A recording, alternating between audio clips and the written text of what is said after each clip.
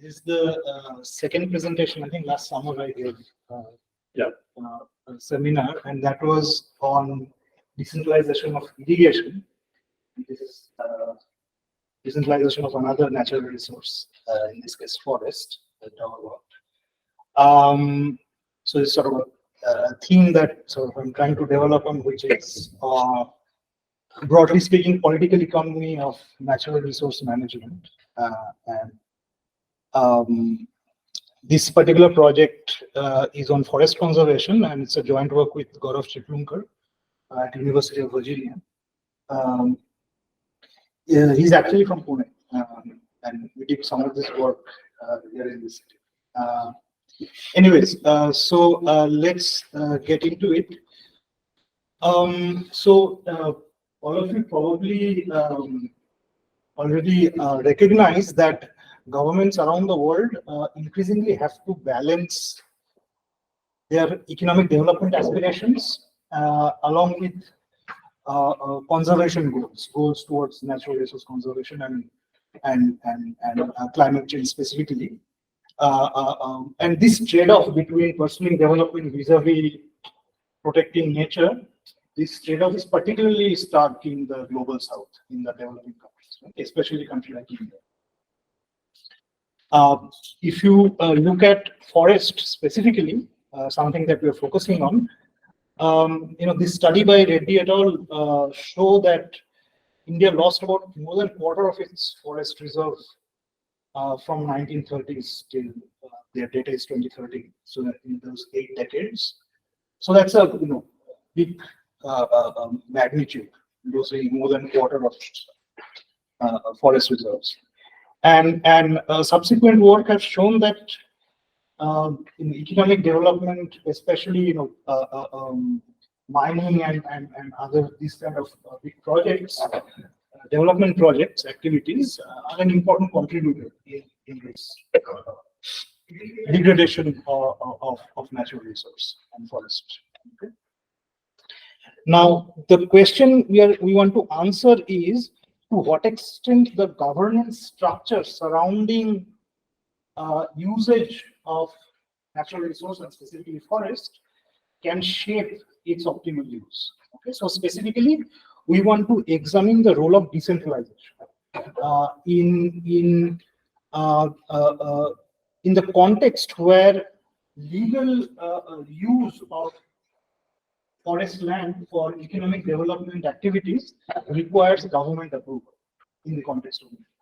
So we want to understand how this governance structure surrounding the formal process by which forest lands get approved for usage of development activities, how that shapes the level of deforestation as well as the kind of economic development that happens.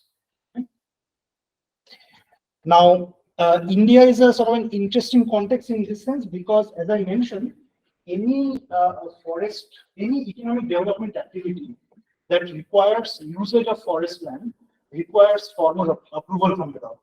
Okay, so the government then gets to directly weigh in on this trade-off between economic development on the one hand and conservation of forests on the other. Importantly, this responsibility of deciding whether or not to approve economic development project that uses forest land, this responsibility is shared between the national and the state governments. Okay, so that's where decentralization comes in. Now, and we want to understand whether giving more responsibility to the state away from the center, whether it's a good idea or a bad idea in this context. Now, does it matter, or why would it matter giving more responsibility to regional governments as opposed to central government? Why would it shape this kind of approval process? So there are a couple of reasons. One is that the center and the regional governments may resolve this development conservation trade-off differently. It could be because maybe if the state government care more about local development, then they'll be more eager to approve projects. If the state government is more prone to capture by local elites, then they also may be more prone to approve projects. On the other hand, if the center cares more about conservation because it's more under the scanner of the media and other sort of policy advisors, then they may be more reluctant to approve projects. So there are many reasons why one may think that who makes the decision matters for what kind of projects or how many projects will be there. Also, in this context, and I'll elaborate more on this, applying for projects is also costly. And the cost of applying for projects can differ depending on whether it's a state government or a central government. And that's the second reason why it may matter who takes the call. So how are we going to examine whether national versus regional government affects outcomes? So what we're going to do is we're going to exploit a governance reform that I'll talk more about in the upcoming slides, that expanding the decision-making power of the state government. Okay, so we're going to exploit that reform to examine subsequently. Yeah. So this, you give the example of the trade-off being different for local government versus central government. Right. And the explanation you gave seemed to imply that sometimes the local government may be more keen either by elite capture or by wanting whatever. Right. I just want to point out that the asymmetry may be exactly the opposite. The central government may want development, and the locals are opposed to it. For example, the refinery in Ratnagiri. It could be, yeah. So I mean that's why empirical exercise. It could go either way. It could go either. Locals are either over eager for development or completely reluctant. Yeah. So the difference is good for Yeah. both. Let me talk a little bit about this sort of the governance structure, the approval process that underlies this decision making, and talk about what the governance reform was. So as I mentioned, any project involving diversion of forest land needs government approval. So the institutional framework that guides this approval process and application process is laid out in the Forest Conservation Act that was passed in 1980 and the subsequent rules that were issued. So let me sort of very briefly mention what the process is. First, if you're an applicant, who's an applicant? An applicant could be a private agency or a public body, say laying roads that needs to clear out some forest. So any this sort of entity who's undertaking this kind of development activity, they have to apply for forest clearance, forest land diversion. And typically they apply to the local district body, which then sends the file to the state government. So basically the initial application is to the state, right? So that's how we are saying it. So the initial applications are made to the relevant ministry of the state government. The state government processes this application, does its own assessment, sends the file to something called the regional office, which is typically located in the state capital itself. This regional office has basically senior IAFS officers and some representatives from the state government.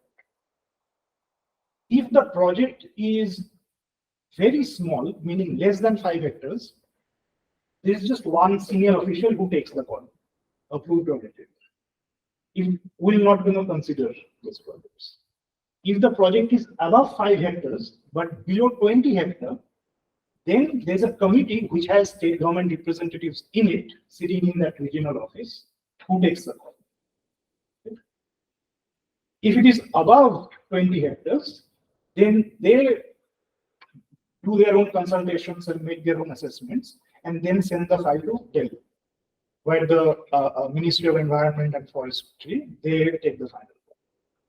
So basically there is a cutoff about 20 hectares, below which state has a lot of say, because these are officers sitting in the state capital, including some representatives from the state government. Above 20 hectares, state has less. It's the final call is taken by the central government. So these 5 to 20, I call medium-sized projects. Below 5 is small, and above the threshold I'll call large. Sorry, I'll come to the terminology. I've written X here because this X was 20 hectares before this reform. The reform happened in 2004 when they amended the rule and they doubled the threshold from 20 to 40 hectares. So the projects that are between 20 to 40, they used to be decided by the center before the year 2004. After the year, they experience a switch in the decision maker. Okay, so that's the group we'll be focusing on. Clear? So this is sort of, so below 5 we'll ignore. 5 to 20 is I will call small. 20 to 40 will call middle. The middle guys experience a switch from the central government to the state government in terms of the decision maker post 2004, and above 40 it's always center.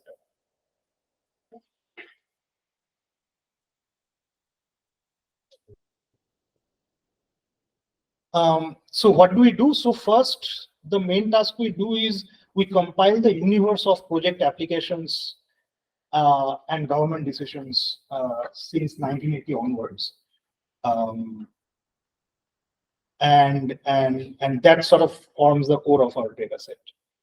And I'll elaborate on what information do we have. So basically what we do, we use this data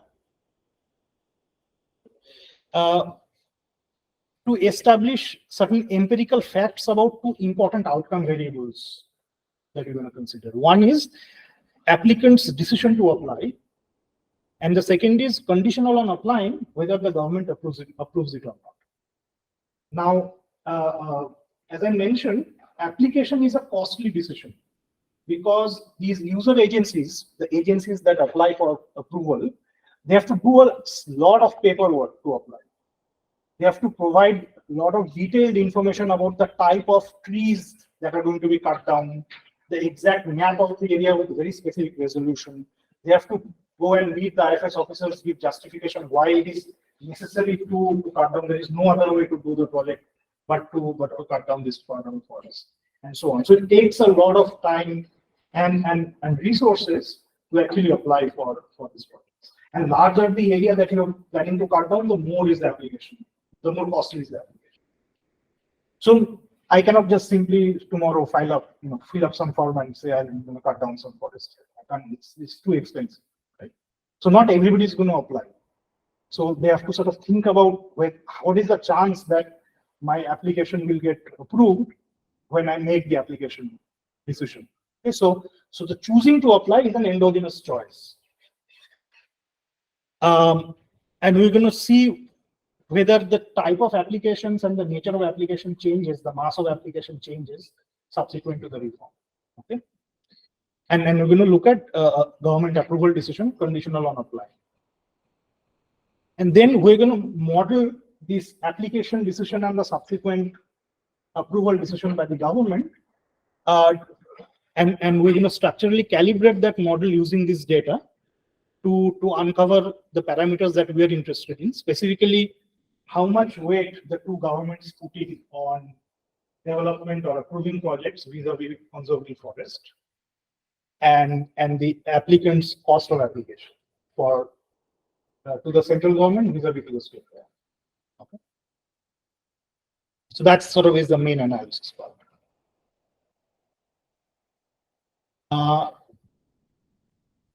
Let me not spend a lot of time on literature review. So there is a large literature on effect of decentralization on deforestation, but a significant part of that literature focuses on illegal deforestation, specifically focused on Brazil, so Amazon, and in Indonesia. Okay, so and that's because these sort of areas experience a lot of illegal deforestation because of lucrative timber business, or in the case of Indonesia, a lot of, as well as a little bit in Brazil as well, a lot of farmers convert forest land into agricultural land. So that's a major source of deforestation also. And that's also illegal. This is in contrast to our work, where we're looking at government-approved deforestation. So government directly is sort of approving these projects, and so we get to comment on what is government's sort of welfare weight on these two goals.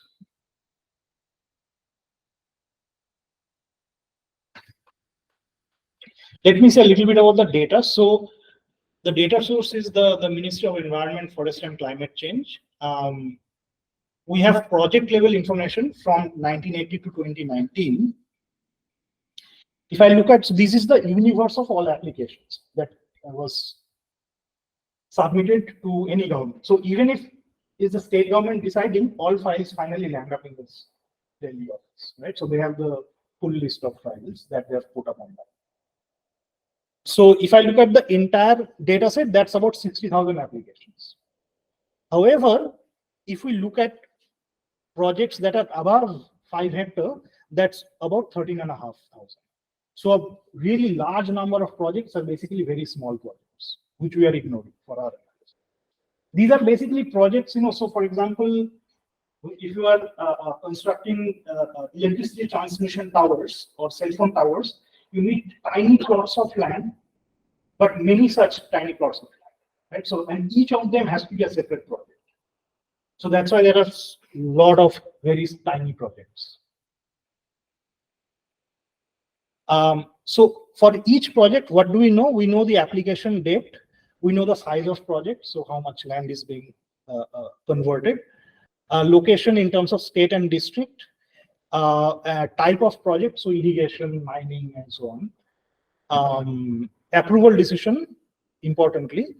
And if it is approved, we know the date of approval, so we know how much time it takes to process.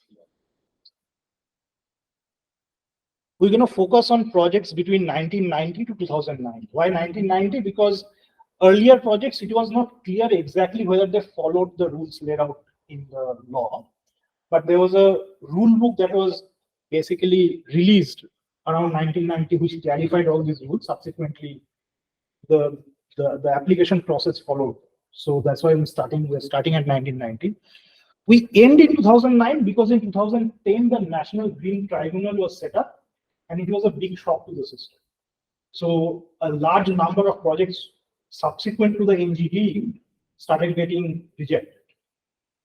I think in anticipation that they will get challenged in the court, in the NGT. So we don't. That's why, since it was a big shock, we kind of stopped before that. So in the middle, we have the reform in 2004. So we're going to look at 4 to 9 as the post-reform period and 2004. But the Forest Act is out of this purview of the NGT. No.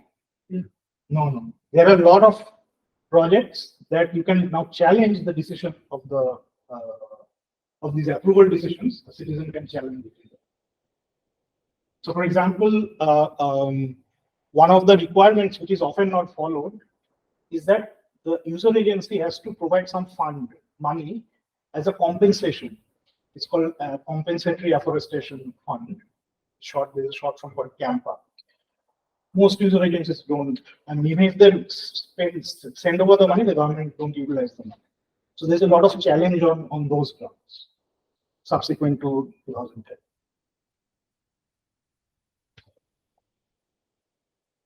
We're going to look at 10 to 100 hectares. Again, 100 because, beyond 100, again, the rules change about how much documentation needs to be given because these are really large size projects, more than 100 hectare projects. So we have about 4,500 projects in our sample. You will use this 14 to 19 for some validation exercise, which I can comment on. So let me show you some summary graphs. So this is the green histogram is basically the density of applied projects as a function of size. So you see a lot of projects with small size, so 10, 20 hectares. Then there are fewer projects as you go down the size, as you go up the size, which is expected. You don't expect a lot of 100 hectare projects. if you look at the app, so this is the estimated line is the right hand side y-axis is the right axis for that. So that's the estimated approval probability. It hovers somewhere between 7.7 is 70% to about 85%, and it is increasing in size. So basically, if it's a really large project, then there are not so many projects that are being applied, which makes sense. But if you apply, there's a much greater likelihood that it will get passed. So if I'm really, I have a big mining project, if it's a really terrible project, I'll probably not apply. So I'll only apply for such a large project if I know fairly surely that it will get approved.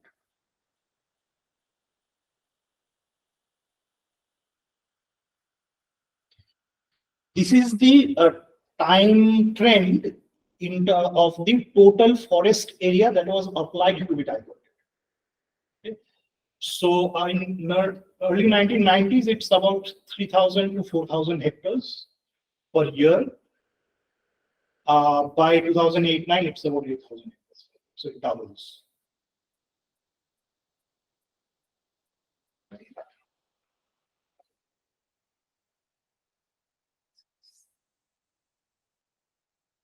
What happened to that? 97? Yeah, I don't know what I've said. Maybe there was some sort of. There was 1 year of Devigowda. Yeah, so I don't know if when the green budget was transferred. I see. Dividends on income tax. we can check if they're coming from specific sector. 1997 probably would be Kamalnath. Kamalnath. 97 was there. So not Kamalnath. Okay. We'll check up in that. We need to see why it's so high. Let me show you the distribution of projects in terms of types. So basically, we have clubbed the projects into broad categories. Green is infrastructure, orange is irrigation, health and education is practically, this tiny zero. This maroon is natural resources and others. So irrigation used to be a significant source of deforestation initially, but then it comes down, and then infrastructure and natural resource basically is the bulk of the projects. Natural resource mining. So natural resources mining and all the energy projects, hydel, thermal. Infrastructure is roads. Infrastructure is roads, electricity, laying out optical fiber network. Hydroelectric dam on a river is counted as infrastructure or as. If it's a hydel project, then it will be counted as natural resource. But I mean, yeah, we can play around this, with this plugin. This is just over here. And the right one is in terms of region of the country. So orange is west, and blue is east, and the green is north, and the south. How does it read this? It says Western India. So west is 80% of the total forest diverted came from Western India. right. But because West India doesn't have forests. So a big part is Gujarat I know, but this and Maharashtra. you're breaking up the country's contribution to diversion Yeah, forests by regions of the country. yeah. But regions which are anyway inherently starving forests will not contribute to much forest destruction. So government is not happy कि हम लोग ने कुछ forest destroy किया. भाई ने forest क्या destroy? No, I understand. This is just a way of showing that data doesn't come from just a couple of states. Because one of the forests of India are in eastern Asia. That's where we should. Right. But Uttarakhand is a big contributor. So it's not just east of India. That's the point of this. Haryana is a big state which has a lot of forest. For example. But it has a lot of projects. Central India, you don't have separate. Central India. Central is basically you have clubbed Chhattisgarh and 50 to 60% of India's forest cover is two or three states. I mean, Chhattisgarh, Bastar. well, depends on your definition of forest. Government has a lot of debate on what is a forest. So, if you only consider, national forest as forest, then probably yes. So there are different definitions of forest. Yeah. The government has no consistent definition of forest. So nobody believes the government's for data of forest because it keeps changing the definition of forest and the forest data keeps going up and down. But the Forest Act must be having a definition. Your research is on based on the act, so that the act itself must be having a definition. Act says whatever government defines as forests, but the government's definition keeps changing. That's my point. So when the researchers use forest deforestation, they use satellite imagery data. But the satellite imagery data is not foolproof, but that's the best we can do. No, but which satellite, which data would they use? So I didn't mention it. So it's called VCF, Vegetation Continuous Field Data. That is by Forest Survey of India. No. VCF is not forest. VCF is satellite imagery that is prepared by some scientific organization for the entire world. Yeah, but publication is by FSI, right? Forest Survey of India. No, Because I the don't Indian think so. Survey of Forest Report, ISFR, Yeah. is held by the courts to be the standard one for. Yeah, exactly. So Indian- that uses the forest definition, government definition of forest, Yeah. which keeps changing. So its data is not consistent. It's not comparable over the years because the definition is different. So we do not go into this debate. What is a forest? We take if a project appears in the ministry's forest diversion application, then we take that to be a valid. Some forest areas getting diverted. So in your study, did you take deforestation as a placeholder for tree cutting or as actually deforestation? So here is what we can tell you. If we look at, say, take a district, we can calculate how many projects from that district got approved in a year. Okay, we can calculate the total area that supposedly got diverted. We can find whether that is correlated with this satellite imagery forest data, and they are negatively correlated. So if more forest area gets approved to be cut down, the VCF definition of forest goes down in that. As you But say- that was not my question actually. So the other. Because we don't want to get into the definition of forest. That's not No, the I'm point not of saying this into the exercise. definition of forest, but I'm saying, did you explore your data based on the applications received for cutting down forest which exist on land which is owned by forest or land also which is outside the ownership of forest?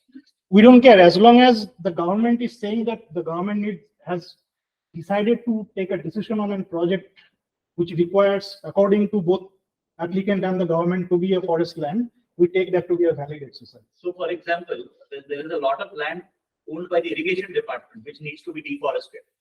Yeah. But that doesn't go to MOEFCC.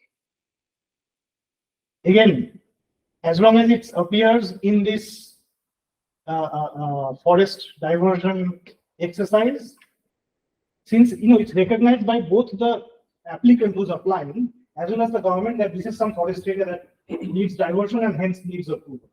So then we take that as a valid forest. And as I mentioned, it is correlated with the satellite imaging. So it's not. So you're also taking non-forest land. I mean, maybe, I don't know. But it is, as I said, it is correlated with, negatively correlated with VCF, satellite imaging. So it's not all. But as you were saying, that you are using the definition given by the government. So this ministry also comes under the government. Yeah. So this ministry also following this, Yeah. whatever is the prescribed by this, the government. Yeah. So again, that your BCF might not follow this, the government. But they are correlated. Yeah, that's what I'm saying. So there is some forest, what we will consider as forest, some of that is getting diverted. But to answer Gurudas, actually, I am personally aware of many projects, and more than one at least, where forest clearance was required, approval was required, and there was not even a blade of grass in the 50 hectares that. Yeah. And that's because. This is the way, they said this is a forest, you need a clearance. So that is because it was owned by the forest department. I see. Yeah. Okay. So even scrubland, which is owned by forest department, you have to get a permit. No, this scrubland actually is scrub. This was in the mining project. From the year that you will go down. So there's actually nothing, not even stuff, but this was forest clearance is required. And in There this- has to be some reason that the forest department probably owns that land. Yeah, of course. The government is supposed to be forest, but to treat it as a green cover for, Ah, okay. But that's why it was notoriously, there's a big scandal called the Jayanti Nandraj tax. Yeah. That basically, the license are went away. Forest clearance and environment clearance became the de facto license. Because they don't care.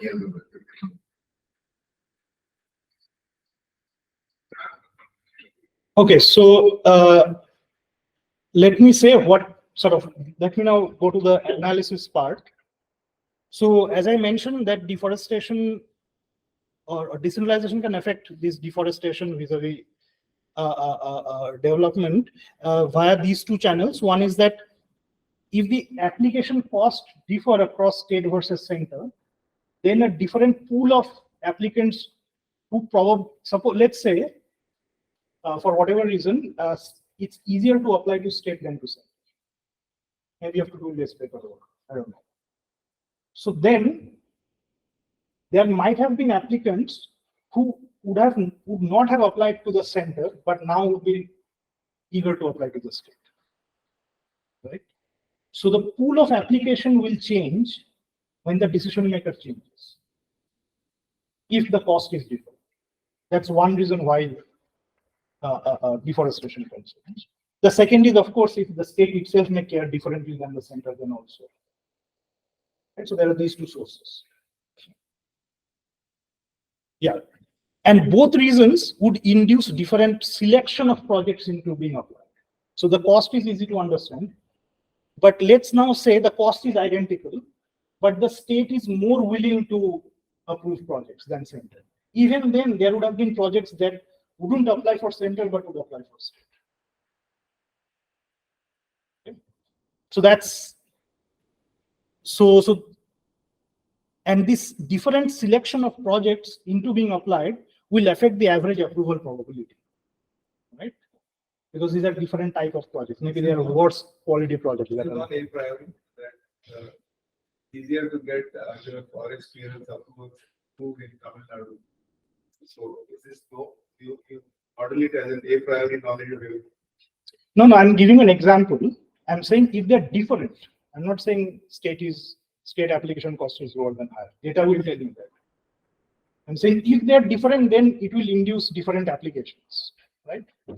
Also, if people are, if the government is more lenient at the state or less lenient at the state, it will also lead to different type of applicants being more eager to apply.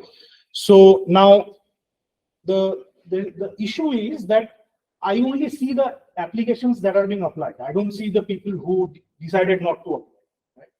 So that data is not available, but I can see what's happening to the mass of applications for these guys, 20 to 40 guys, whose decision maker changed post 2004. And I can see their approval probability, how that changes. So in general, this 20 to 40 was called a reform. Right? Why was it called a reform? I mean, I know reform is a very generic word. No, it was not called a reform. We are calling it a reform because it's a big change. Because reform by definition is the good thing. Nobody says bad reform. Good reform is good. We can say amendment to the rules. We can So, you can use the word, don't use the word reform. Yeah. Change the rules. Yeah. So the first fact I'm going to establish is that change in the approving authority from center to state increases the mass of applications, the density of applications. So more applicants are applying. How do you establish that? So look at the pre-2004 data. Okay. The threshold is at 20. What we see is a distinct bunching just below 20. Okay. Which means that those who would have applied for say 21 hectares, they're manipulating their numbers to apply as a 19-hectare project to come under the state. Okay. There is no such bunching around 40. Let's go to now the post-reform period. The bunching around 20 vanishes. There is now bunching around 40. right? So this shows that people want to apply under the state, given a chance. Right? Maybe if I'm 30, I cannot manipulate down to 20, but if I'm 21, 22, I can manipulate that.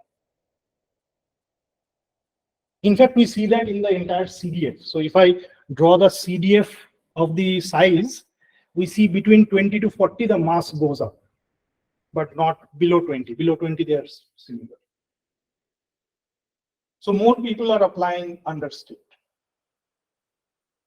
Now, we don't know why. It could be either because cost is lower or maybe the state is more lenient, or both. Yeah, and to organize or like to this one. There is more capture, yeah, Yeah, right? So that so will it's be easy to manage the state government rather than the central government, because I don't know many people at the central government. I know many people in the state. now. The second fact is conditional on size.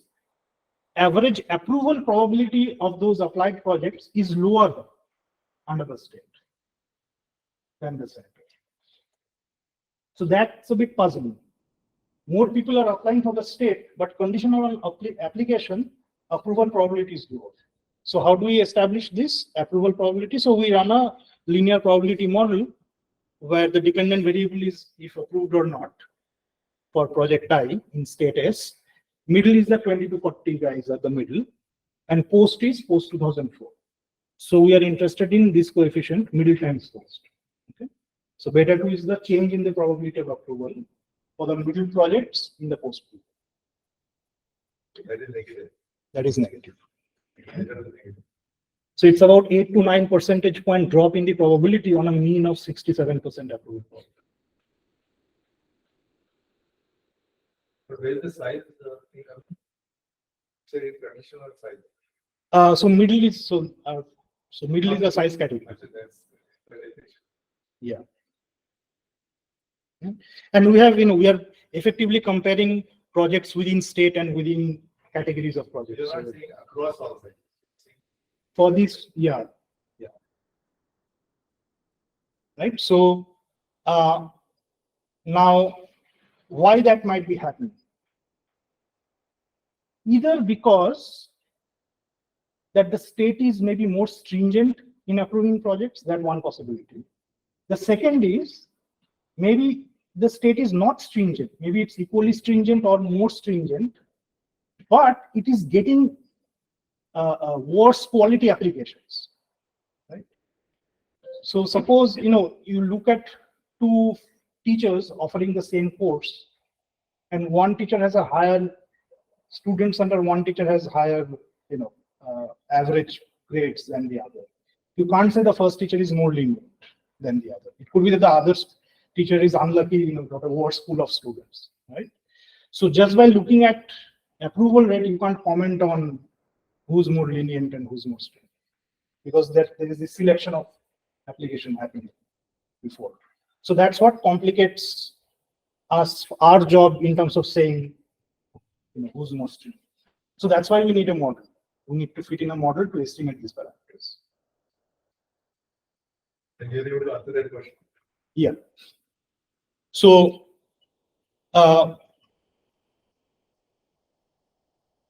should I finish maybe in 10 minutes? Should we keep some time for Q&A? Yeah. Okay.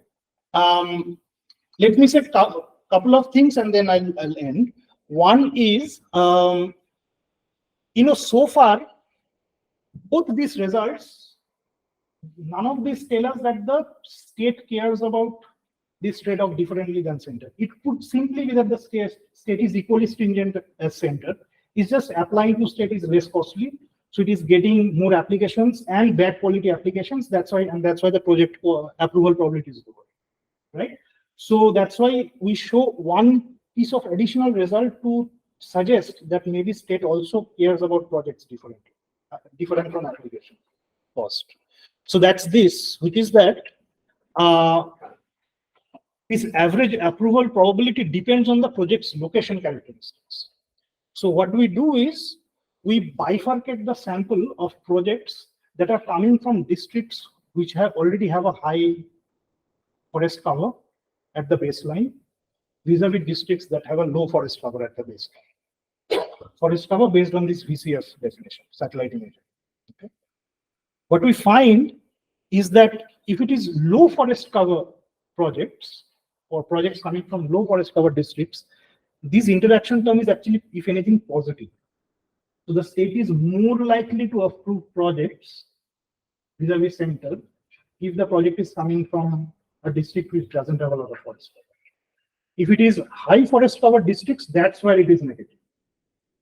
So it looks like type of projects matters, and that suggests that maybe state cares about projects differently.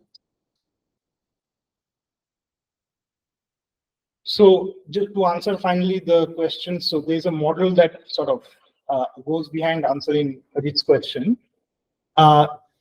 Let's focus on these two numbers. What is this? This is the ratio. B is the ratio of state's preference for forest vis-a-vis. Let me just confirm. It's preference for forest. Sorry. State's preference for development vis-a-vis forest and relative to center. So basically, state has a preference parameter, center has a preference parameter. It's the ratio of these two parameters. That's all we can identify. If the ratio is bigger than 1, then state care about development more than center. If it is less than 1, then state care less about development, meaning cares more about forest, afforestation than conservation than center. So what we find is that the ratio is less than 1 across various subsamples, which means that a state is more stringent in approving projects. But this is the ratio of application cost, this lambda, state against state divided by center. That number is even lower, meaning that applying to state is also significantly less costly. So even though they are more stringent, they are significantly less costly to apply, probably because they know these officials, so it's easier to handle that application. And so that's why a lot of people are applying. That combination probability of approval would be higher. Right. The probability of approval on average actually goes down, and that's why we get the negative result in the sort of Location is positive. right. Yeah. So it's heterogeneous. So it depends on the area of the project. And just one more minute. And we find that in the net, state gets lower quality applications also. So now it's a model-driven answer that it's a lower quality. We have one evidence to show that this statement is indeed in the right direction, which is that in the 2014 to 19 data, this is a subsequent much later period, they started reporting an additional figure, which is that in the application you have to mention if your project gets approved, how many employment will get generated. So that's our very rough proxy of the quality of projects. If I'm cutting down 50 hectares and generating only 20 people's employment, then it's not a very high quality. So what we show is that this number jumps when we move from below 40 to above 40, so state to center. That tells me that projects that are close to 40 but approved by state has lower quality than the center. So that's sort of one evidence we have that state is indeed getting worse quality applications. They have lower employment potential, these projects. This is control for size of. This is, yeah. Just because you have bigger size, you have bigger employment, but you have controlling. Right. Controlling for in the sense that there is a discontinuous jump at 40. So effectively, I'm comparing 39 and 41.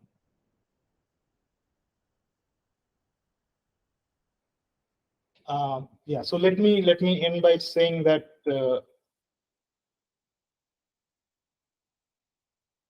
states have a 6% lower relative weight on economic development, but application is also 11% less costly to the state. And the lower application cost implies states gets 18% higher volume of applications, which results in 8.6% increase in deforestation, even though the state is more stringent.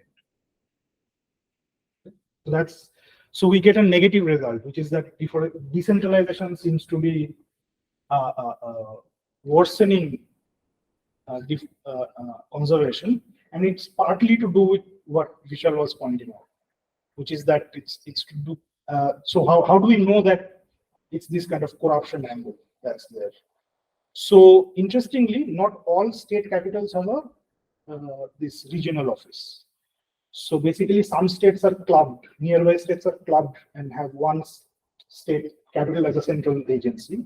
So we look at what's happening in the states where the regional office is located inside the state and states that do not have a regional office in that. And the cost is significantly lower for states that have a regional office in that area, which suggests this story that, if I know the official in the state capital, then it's easier for me to get through that. Thanks.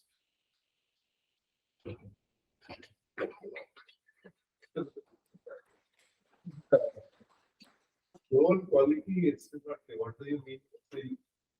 You're saying that you allow the states to handle 40 up to 40 acres. Right. Increase their scope. Yeah. And they also have lower cost of application. That may be included. Yeah.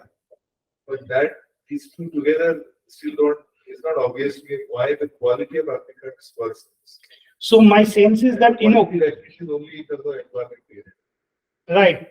So it's a proxy that sort of captures. What do you have in mind? Right. So my sense is that, so when you have to, as I mentioned, the application applying and the subsequent process. So, they have to show up in these offices and talk to the bureaucrats. Bureaucrats have asked them a bunch of questions. They're often very aggressive. If you don't know these bureaucrats well. So if it's some new guy, suppose I want to become a business person and I want to do some project, I show up for the first time, I'll be harassed by these officers. So if my quality of the project is very good, so it's actually quite needed by the local people, I can say whatever. If I can justify, then maybe it's easier for me. So now, So I think opening the scope, opening the pool of applicants, giving more autonomy or decentralizing the decision-making power. right. That has resulted in worsening average quality of applicants. Yeah. This is not at all obvious.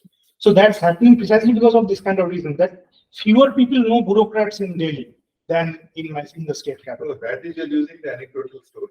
No, that's There's more corruption. it's more than anecdote, as I mentioned, right? So my data shows that the lower cost comes from the projects that are in states that has a regional office in the state capital. Yeah, that's fine. The So- lower cost is intuitive. Right. The So lower quality is not intuitive. lower cost automatically implies lower quality, right? So if the cost is higher, only people whose application is worthy to pay for that cost will apply. No, but then your hypothesis is that high investment applications are necessarily good in quality, which may not be true. The other thing is that, the quality, if you're looking at the quality by looking at the employment generation, there could be contrary examples. So for example, a minor irrigation dam. I'm not saying it's a perfect, if we have all the data, I can show you more, but that's the best we could do. No, so for example, state minor irrigation dam projects are all approved by the state, not at the center. But they don't have a capacity to employ people because they are basically talking about a command area irrigation. Right. So then automatically your model will catch that as a poor quality. Right, But it is no, see, the actually thing is the that, livelihoods of people. again, I'm not comparing apples and oranges. I'm comparing very similar projects, very similar in size. So as I mentioned, 39 and 41. It's just that 39 is handled by the state and 41 is handled by the. So minor irrigation dams come under 40 acres. No, but again, I'm comparing 13. Unless you say a significantly large share of 40 hectares of minor irrigation compared to 39, then probably your argument applies. But as long as the share of these kinds of projects where employment generation is a bad proxy, if that is similar across this threshold, then this graph is informative. Because unless you say that these projects are very different projects than these projects. And I can check whether it is true that the type of projects at 41 is very different than at 39. It's unlikely. Yeah, so because a lot of public expenditure might not lead automatically to employment within that sphere, but it can lead to employment somewhere else which is not captured in the project report. Again, this is a imperfect proxy of something we want to capture. The only way it can lead to incorrect conclusion if the nature of projects is very different just around the threshold. Correct. So the quality is something which is not really a good thing. Second question I had was, did you look at the quality of the approval committee between state and center? We don't know who the country.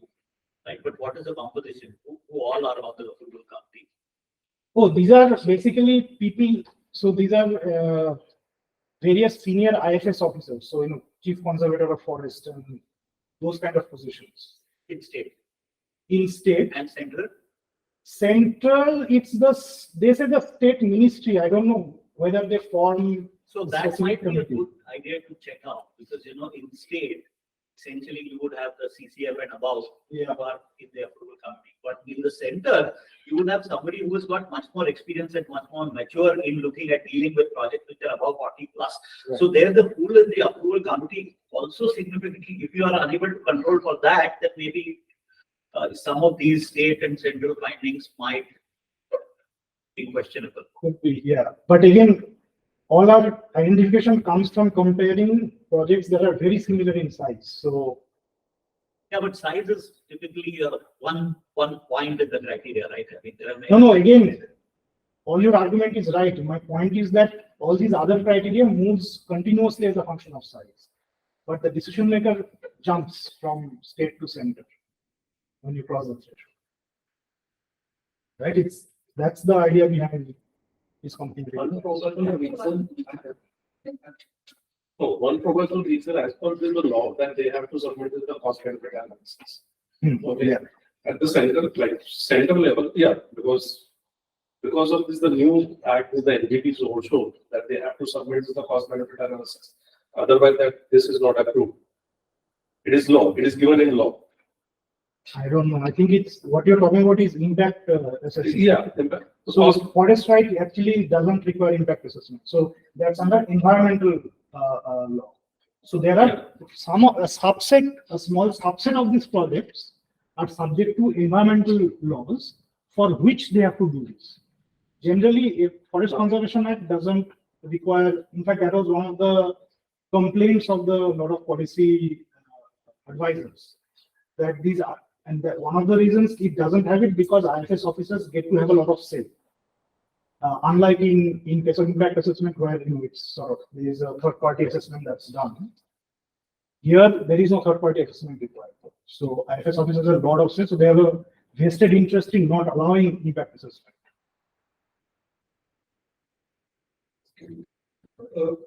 Sorry. Yeah. Giving the reasons of rejection of projects from the officers. No, yeah, I mean there is no documentation of the rejection. Yeah, if you find that, then it will be better to understand.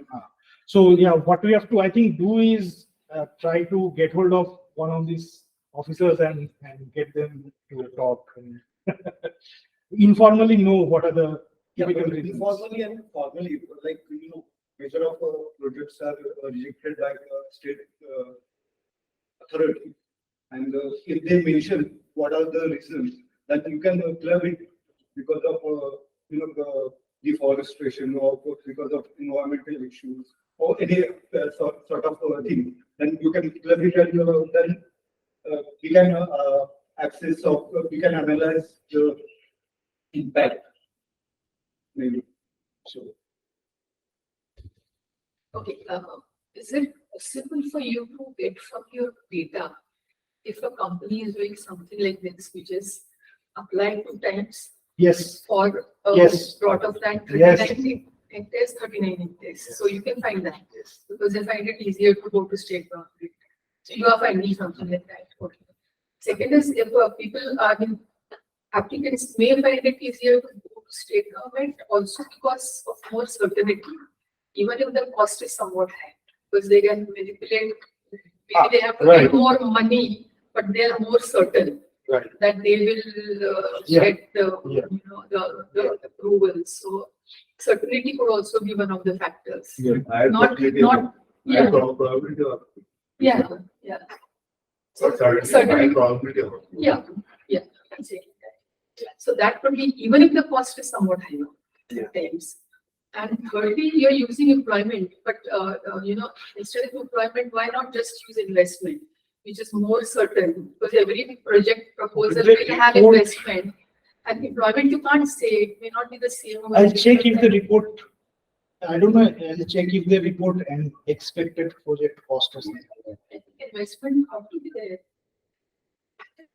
So, The report. it could be used as an indicator of, not good or bad, but at least small and big. Yeah. Because I'll not be able to say something like investment is less, it is not so good. But what one can say is that, okay, it is less Yeah. or more. Yeah. So maybe you could look at investment. I'll check it. Sir, that one parameter, that's a ratio lambda. So it's a ratio of how much?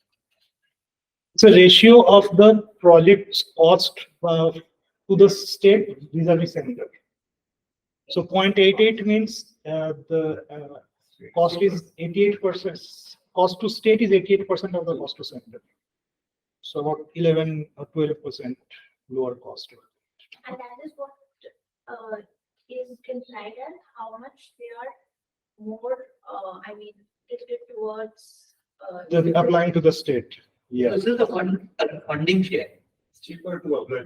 Yeah. This is the cost of application. Cost of application. They're running out of time, so I'll just make two generic comments. Yeah. The Finance Commission every 5 years has this gap filling. Every state has developmental needs. The revenue generation varies a lot. Some states have a lot of self-revenue generation, some don't. And state like Chhattisgarh, they say we want to cut down on forests because we have huge mineral wealth underneath. Now, government of India or the sovereign of India has to tell Chhattisgarh, hey boss, you can't do that. So they say, you want us to remain backward? Yeah. Yes, sir, because we want India to have 30% forest cover. So the Finance Commission, since the 13th, we are now in the 16th finance. So they have started making special provisions to compensate the state to preserve their forest cover, which is their trade-off for development. I see. So there's a very clear-cut example why the center needs to be in the picture, Yeah. and they need to compensate the state. Yeah. And this is happening very pronounced way. The reason India has a high forest cover is thanks to a few states. It's become a big carbon sink for the country.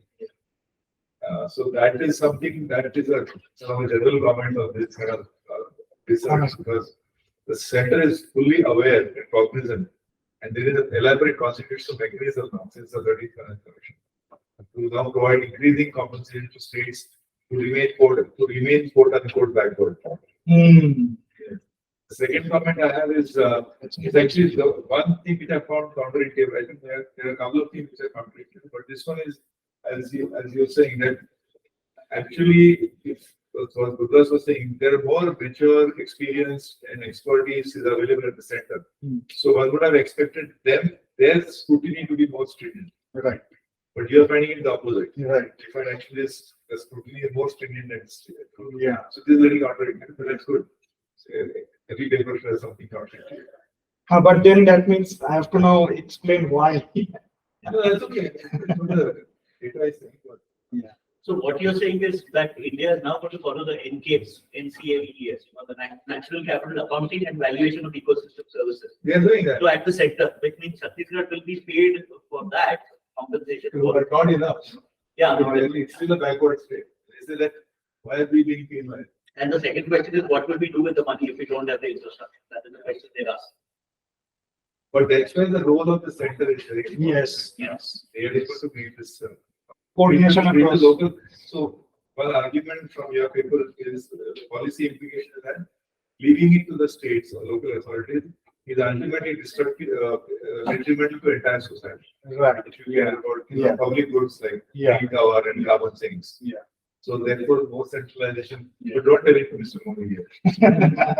Only centralization. So, but there are other problems to centralization. Yeah, exactly. So Possible that's why I said filing, don't tell you it to can- Mr. Modi. No, don't tell it to anyone. Do this, but, I mean, it's actually a double whammy. One is that the deforestation is going up, but also worse quality, if you believe the employment story, that worse quality applications are getting approved. Yeah, but that is, I know you said that. It's not very clear to me why quality deteriorates. It's true that the scope is larger, so it's like more people are, you have reduced the qualification criteria. So, Don't you think worse quality people will come then? yeah, I think, I think that if the distribution is uniform, like, bell-shaped, it will be a bell-shaped in a bigger population. No, but there is a threshold, right? That you are, There's a cutoff. yeah, that you need changing the cutoff. I didn't mention something, which is that one additional sort of, it's not a sort of evidence directly related to projects, but we look at nightlight as a measure of development, and we find that districts which has a greater share of 20 to 40 size projects, so middle size projects, they in the post-reform period Lights have gone up. gone down Lights have gone down. because they are the ones who are more exposed to the state decision maker, right? You have more 20 to 40 size projects, then your decision maker now changes more to the state. Stringency is a biting them. The lights have gone less ever. And that's consistent with worse quality problems.